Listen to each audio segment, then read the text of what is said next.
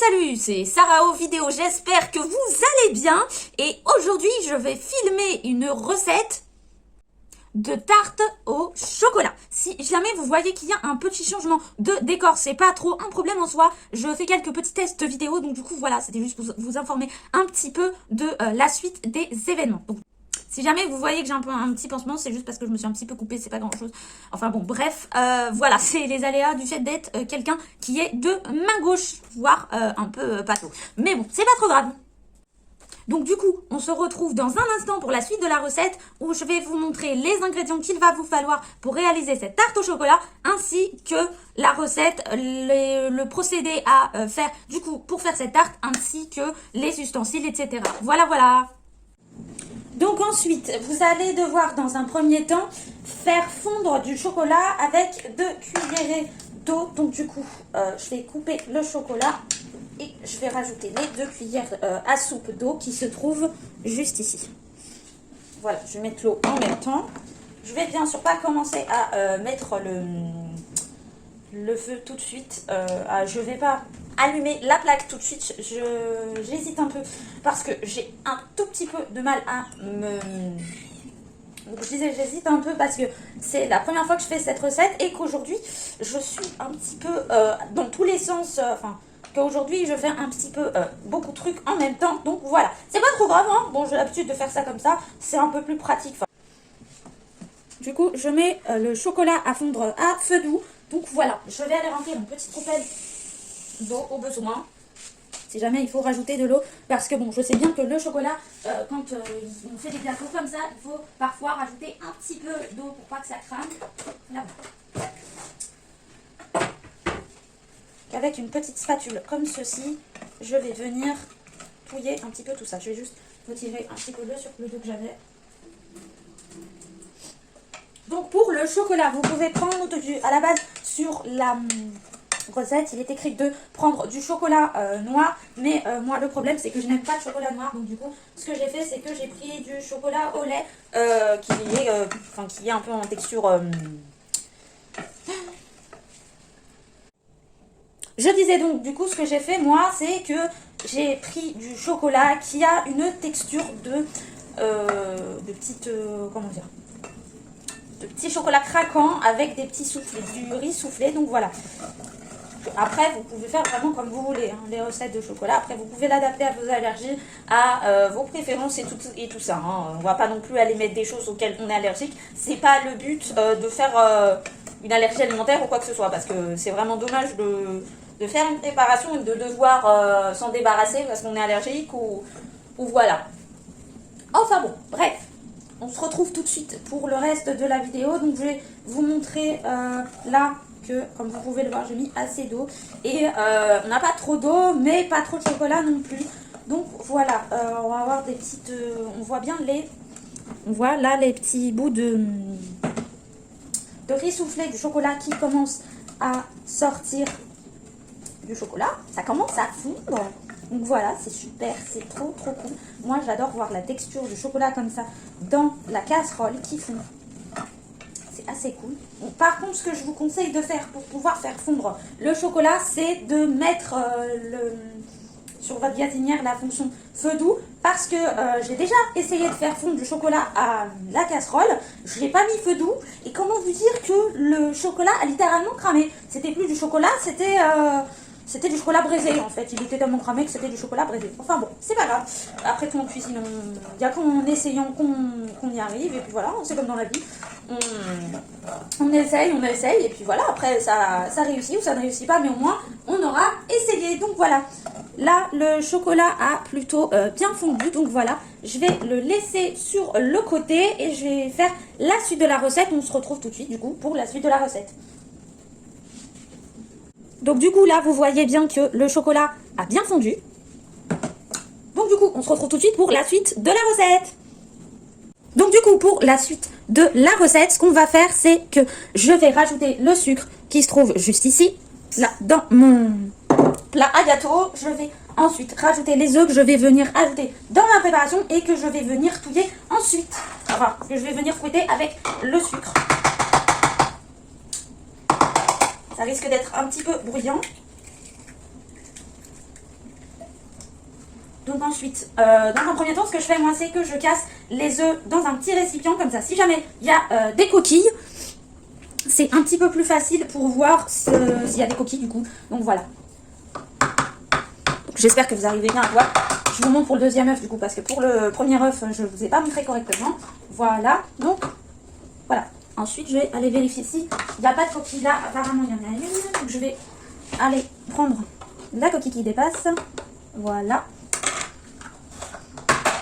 C'est une technique que j'utilise depuis quelques temps là, de faire ça dans un petit bol, enfin de mettre les œufs dans un petit bol en premier avant de les mettre dans mon grand plat. C'est un petit peu plus pratique que d'aller les chercher dans un grand plat, parce qu'une fois que c'est dans un grand plat, ça devient plus compliqué vu que la surface est plus grande. Logiquement, c'est plus compliqué que sur une surface plus petite. À mon avis, je n'apprends ça à personne. Donc du coup, je reviens avec le sucre que j'avais mis juste avant dans ce plat et je viens rajouter les 4 œufs. Je viens de mettre, je viens de regarder avec ma main.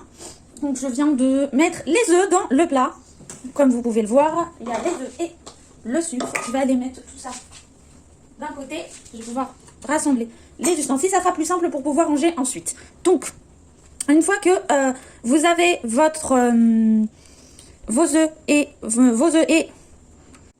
donc du coup, une fois que vous avez incorporé dans votre préparation le sucre qui se trouve en dessous ainsi que les œufs qui sont juste là, ce qu'il vous reste à faire, c'est de mélanger le tout. Donc voilà, c'est ce que je vais faire. Je mélange les œufs et le sucre. Ça a l'air quand même assez petit comme préparation de visuel de ce que je vois. Je pense que c'est peut-être fait exprès ou pas, hein, on verra bien quand j'aurai fait le reste de la préparation. Mais à mon avis, je pense que c'est fait exprès, donc voilà. Ensuite, la recette nous indique qu'il faut...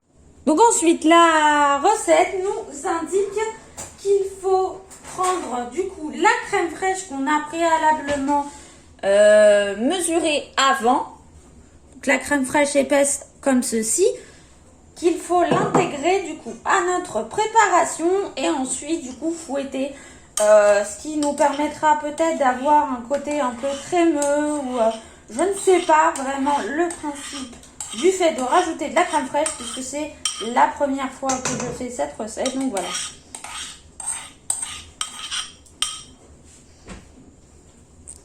Ah, je me suis pas très bien débrouillée là pour montrer comment le mettre, mais bon, vous voyez bien que là, je mets dans la préparation, du coup, voilà.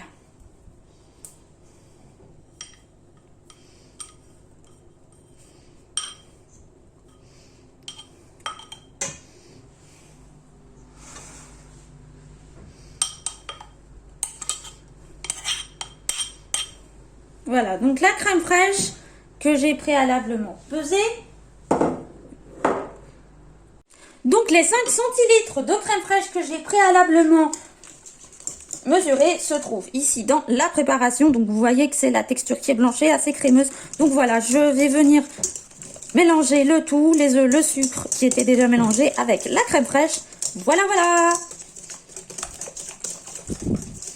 Et on se retrouve tout de suite pour la suite de la vidéo. Voilà, j'ai fini de mélanger ma préparation. Donc ce que je fais, c'est que je vais mettre ma préparation de côté pour l'instant. Et je vais venir mettre la tarte sablée dans mon moule.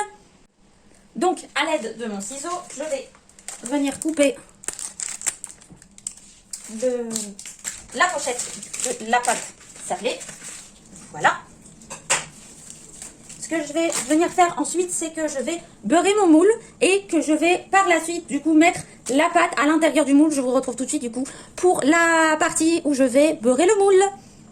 Donc du coup, ce que je vais faire, c'est que je vais venir beurrer le moule qui se trouve juste ici à l'aide d'un petit pinceau. Donc du coup, pour beurrer des moules, c'est assez pratique. C'est en plastique. Donc, il se trouve un petit peu partout. Vous avez peut-être chez Action, chez Nose, pour les personnes qui ont un Nose à côté de chez eux, ou Action. Va peut-être plutôt y avoir des Actions en ce moment, enfin des magasins Action. Quoique avec le confinement, les magasins Action sont fermés. Donc voilà. Sinon, vous pouvez également, je pense, les trouver sur Amazon. Voilà, voilà. Moi, en tout cas, je l'avais trouvé à Zoodio, si je ne me trompe pas, ces petits pinceaux pour beurrer les moules. Vous pouvez en trouver un petit peu partout. Hein. Je viens bien, par contre, en mettre partout sur mon moule afin que la tarte accroche bien et qu'il n'y ait pas de grumeaux ou quoi que ce soit au niveau de la pâte. Donc voilà. Ensuite, s'il en reste un petit peu, je les laisse sur le côté et je viens du coup prendre ma pâte que je vais étaler dans le moule.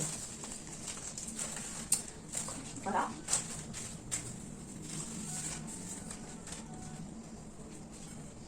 Donc voilà.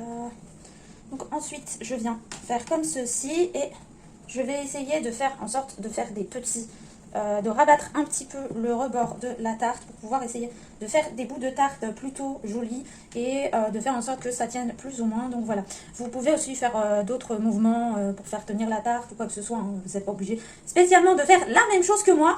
Si jamais vous trouvez que je parle un petit peu moins fort que d'habitude ou quoi que ce soit, c'est pas trop grave, hein. C'est juste que parfois je parle plus fort, parfois je parle moins fort. Voilà, c'est pas un problème en soi, hein. C'est juste que parfois on a envie de parler fort, parfois on a envie de parler moins fort. Voilà. Donc je fais des petits plis sur la tarte.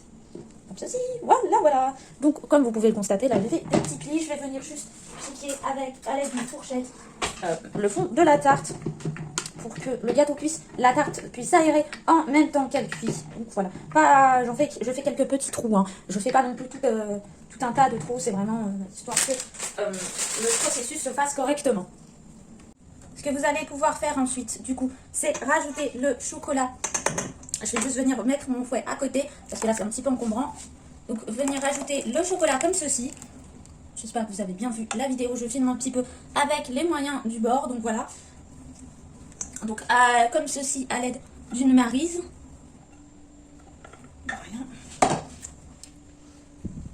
Du coup, voilà. Donc là, on a le chocolat que je viens de mettre dans ma préparation. Et je vais du coup venir mélanger tout ça afin de pouvoir avoir cette fameuse tarte au chocolat.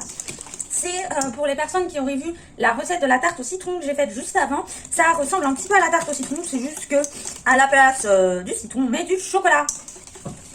Donc d'où le chocolat qu'on fait fondre dans une casserole, puis ensuite qu'on vient rajouter à la préparation.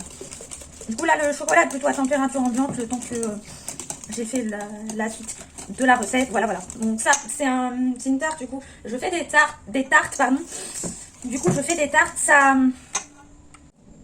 Donc voilà, on a vu juste au début, juste avant, dans les séquences, juste avant, du coup, pour faire la tarte au chocolat, j'ai fini la préparation et j'ai juste avant piqué le fond de la tarte pour pouvoir aérer un petit peu la pâte.